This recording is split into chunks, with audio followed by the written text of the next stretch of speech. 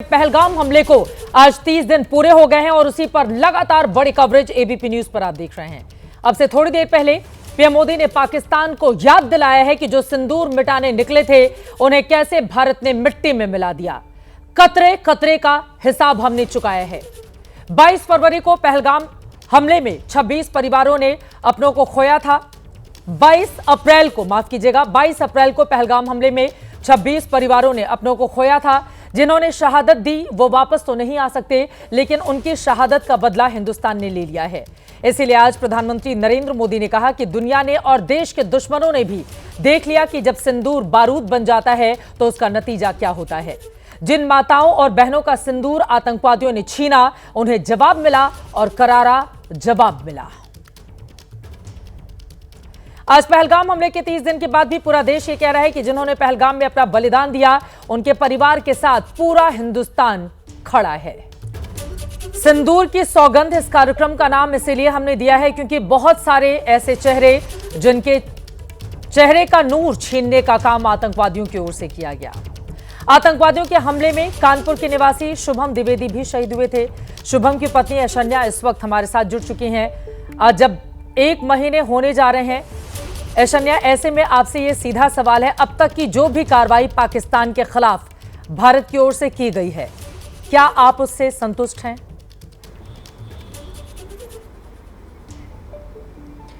जी बिल्कुल। जिस हिसाब से अभी तक में जितने भी पाकिस्तान में या हिंदुस्तान में रह रहे आतंकियों को मारा जा रहा है या उनके कोई भी जगह है जहाँ पे वो पल रहे थे, जहाँ वो ट्रेनिंग ले रहे थे, उन सेंटर्स को ख़त्म किया गया है। ये हमारी आर्म फोर्सेस की बहुत बड़ी बदला था। और आज मैं रोज़ 1-2 दिन में न्यूज़ में सुन रही हूँ कि आज ये आतंकी पकड़े गए, वो आतंकी पकड़े गए। तो ऑपरेशन तो चल रहा है और शुरुआत से ही मैंने कहा है कि मुझे 2 ही चीज़ चाहिए, एक आतंकवाद ख़त्म हो, दूसरा शहीद का दर्जा। तो आतंकवाद ख़त्म पे तो हमारी आर्म फोर्सेस पूरी तरीके से लगी हुई है। रोज़ ही हमें खबर मिलती रहती है उस चीज़ की। आप देश से अलग अलग दलों के सांसद विदेशों में जाकर पाकिस्तान को एक्सपोज करने वाले हैं। एक शुभम द्विवेदी अब हमारे बीच नहीं रहे, उनकी पत्नी के तौर पर वो कौन कौन सी बातें हैं जो आप चाहेंगे कि दुनिया के मुल्कों में जाकर पाकिस्तान के खिलाफ वो बातें जरूर की जाए?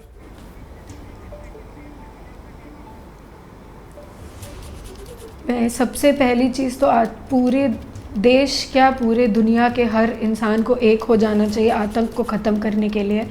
और हम इस चीज़ को नहीं झूठा बोल सकते कि पाकिस्तान ही बहुत बड़ा वो देश है जहाँ पे पाकिस्तानी पलते हैं, वो पैदा होते हैं, वहीं पे उनको उनके ही तिरंगे में लपेट के उनको शहादत दी जाती है, जो भी बोलते हैं उनकी वहाँ पे। बट है तो वो टेररिस्ट। उनको इस तरीके से, जिस तरीके से पाकिस्तान दिखा रहा है कि हम उन्हें अपने ही झंडे में लपेट के उन्हें विदा कर रहे हैं, ये तो पूरी तरीके से पाकिस्तान शो कर रहा है कि हम टेररिस्ट सपोर्ट कर रहे हैं।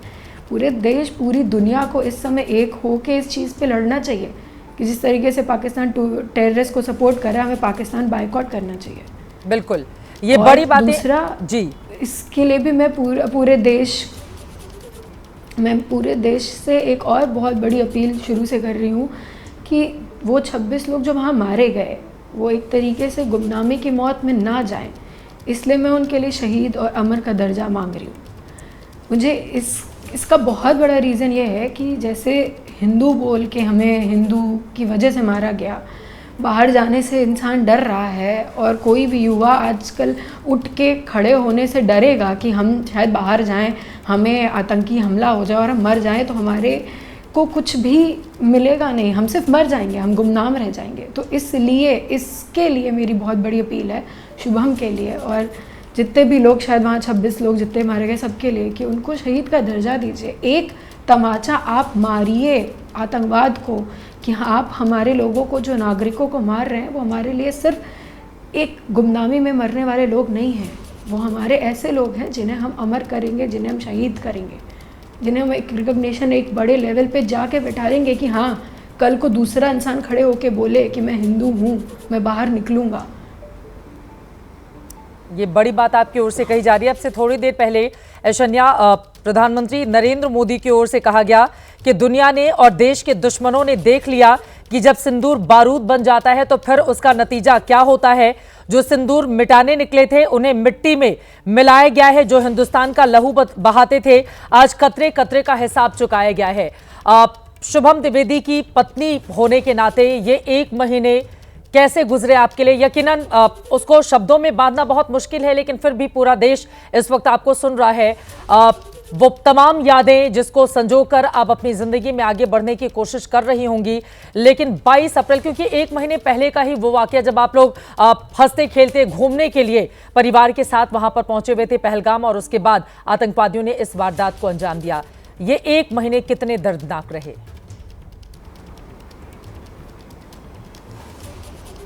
हर दिन हमारे लिए ऐसा लगता है हम उस चीज़ को रोज़ ही उस चीज़ को जीते हैं। और ख़ासकर मैं सिर्फ खुद के लिए नहीं बोलूँगी, जितनी औरतें जितने बच्चों ने वहाँ पे ये होते देखा है ना, जिनके सामने उनके पति या उनके पिता की हत्या इस तरीके से कर दी गई है टेररिस्ट से, वो लाइफ में कभी भी इस चीज़ को भूल नहीं पाएंगे। 1 महीना क्या, मुझे 1 साल, मुझे लगता है पूरी लाइफ ही कम है। पूरी लाइफ मुझे लगता है ये ट्रॉमा से वो बच्चा 7 साल के बच्चे, क्या 4 साल के बच्चे उस ट्रॉमा से कभी निकल पाएंगे। वो बीवियाँ या मैं जो अपने सामने अपने हस्बैंड्स को इस गंदी तरीके से मरता हुआ देख रही है, अपने सामने इस तरीके से जाते हुए देख रही है, वो नहीं निकल सकती। मैम इस चीज़ से बाहर कभी नहीं निकल सकते हम। मेरे दिमाग में रोज़ 24 घंटे वो चलता है, सबके दिमाग में ही चलता होगा। मैं तो सब पूरी फैमिलीज़ के लिए बोलती हूँ। शुभम के परिवार के लोग, उनके माता पिता, वो किस रूप में अपने बच्चे को याद रखते हैं? यकीनन उनकी भी लगातार इस खबर पर नजर रही कि पाकिस्तान को किस तरह हिंदुस्तान ने सबक सिखाया, कैसे घर में घुस कर मारा। मेरी बात भी हुई थी जब भारत की ओर से पाकिस्तान के आतंकवादी अड्डों को तबाह किया गया था, उस दौरान आपके परिवार के बाकी लोगों से। जब 1 महीने उस पूरे आतंकवादी वारदात को होने जा रहे हैं, यही दोपहर का ही वक्त था। अब मुझे बताइए कि आज इस समय दोपहर के 1:09 हो रहे हैं जब आपसे बात हो रही है। दोपहर का भी वक्त था जब 2 बजे के बाद आतंकवादियों की ओर से हमला किया गया था पहलगाम में। 2:25 मेरे को एग्जैक्ट टाइम याद है, क्योंकि उस मेरी और शुभम का लास्ट कॉन्वर्जेशन ही टाइम से रिलेटेड था कि हम इतने बजे रहे और इतने बजे नीचे चलेंगे। हमारा लास्ट कॉन्वर्जेशन था, तो 2:25 एग्जैक्ट हो रहे थे उस समय। और आप शुभम के माँ बाप के लिए पूछ रहे हो मेरे से, उनका तो अकेला बेटा था, उनके लिए तो कुछ नहीं बचा मैम, उनके लिए कुछ भी नहीं है। मुझे नहीं पता कि इस चीज़ से कोई माँ बाप निकल पाएगा क्या।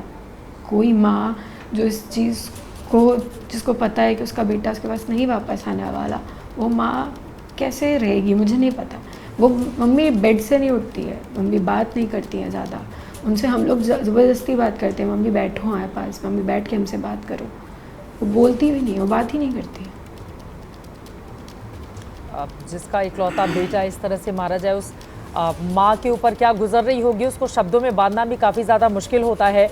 और लगातार हम उन तमाम चेहरों की तस्वीरें भी इस वक्त टीवी स्क्रीन पर दिखा रहे हैं जिनका सिंदूर छीनने का काम पाकिस्तान और उसके आतंकवादियों की ओर से किया गया था। लेकिन ऑपरेशन सिंदूर के जरिए हमने सबक सिखाया है पाकिस्तान, उसके हुक्मरान और आतंकवादियों को, और यकीनन दोबारा ऐसी स्थिति हिंदुस्तान के भीतर नहीं बने। आतंक के खिलाफ जीरो टॉलरेंस की नीति के साथ ही साथ पाकिस्तान को समय समय पर भी सबक सिखाने की जरूरत होगी। इसके साथ ही अब मैं आगे बढ़ते हुए ऐशान्या, शुभम ने, आपने बताया कि समय को लेकर ही आपकी आखिरी बार उनसे बातचीत हुई थी। कितना वक्त आप दोनों को साथ में मिला एक दूसरे के साथ? शादी को बहुत कम समय हुए थे, उसके पहले कुछ ऐसी यादें शुभम द्विवेदी से जुड़ी हुई जो आप हमारे दर्शकों के साथ बांटना चाहें?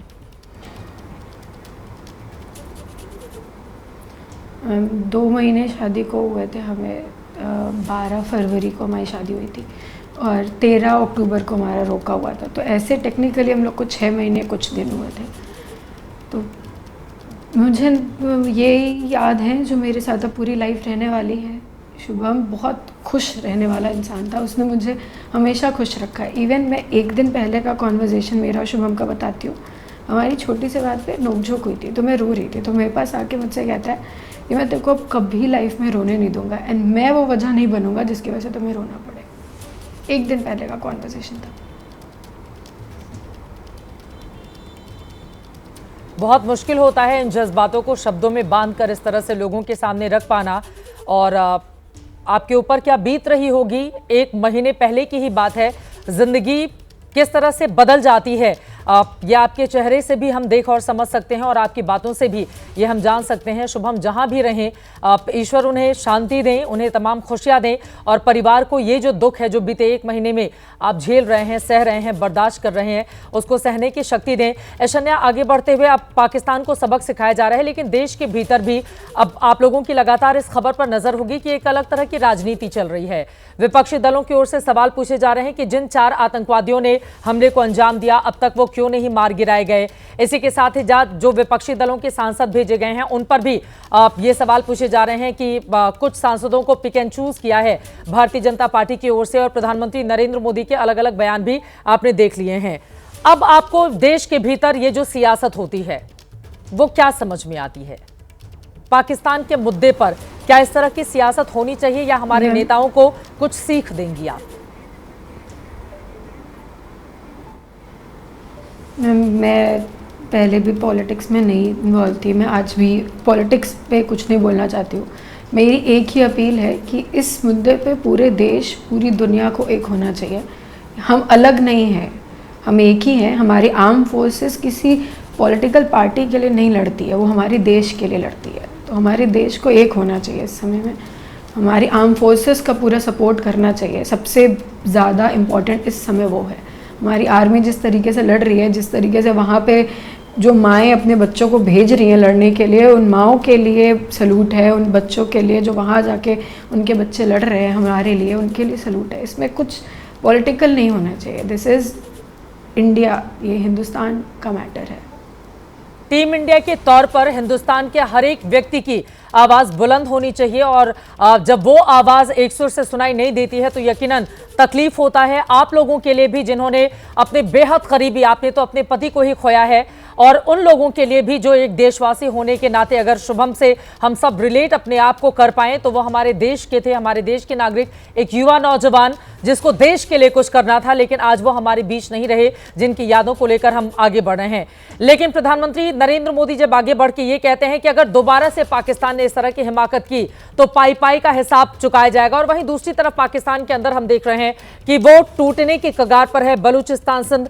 क्या आपको भी लगता है कि पाकिस्तान का इसी तरह से हश्र होना चाहिए अब इससे आगे की बात, ताकि दोबारा किसी भी उस ऐसी लड़की ऐशन्या से हम बातचीत नहीं करें जिसने अपना पति आतंकवादी हमलों में खोया हो और इस तरह से बैठ के हमारे इंटरव्यू का वो हिस्सा बने? हम कभी नहीं चाहेंगे कि दोबारा हिंदुस्तान में ऐसी परिस्थिति पनपे।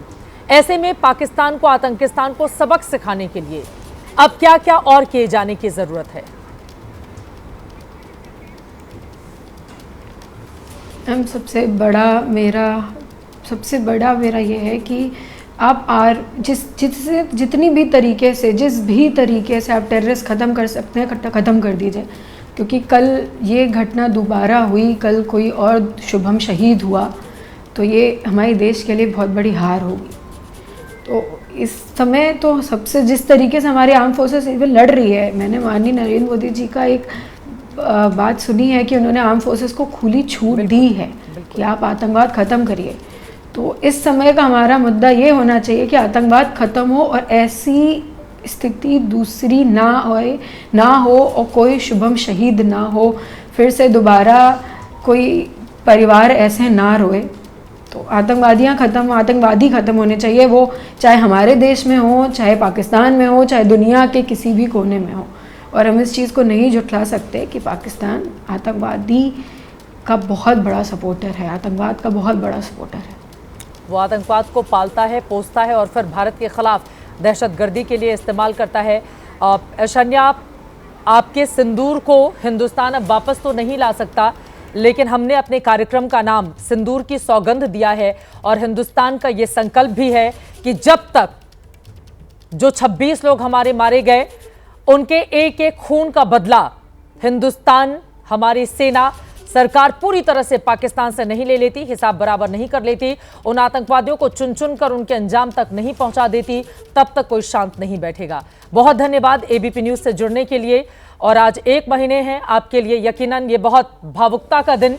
1 महीने में पूरी की पूरी जिंदगी आप ऐशन्या से अपने आप को जब जोड़कर देखेंगे तो पाएंगे कि जिसकी 2 महीने पहले शादी हुई थी और 2 महीने के बाद की उनकी जिंदगी किस तरह से बदल गई है, तो आप समझ पाएंगे कि ये दर्द कितना बड़ा है। लेकिन सिंदूर की ये सौगंध है जिसको लेकर हिंदुस्तान प्रतिज्ञा कर चुका है कि आतंकवाद के खिलाफ जंग आखिरी वक्त तक लगातार जारी रहेगी, जब तक उसको पूरी तरह से नेस्तनाबूद हम नहीं कर देते।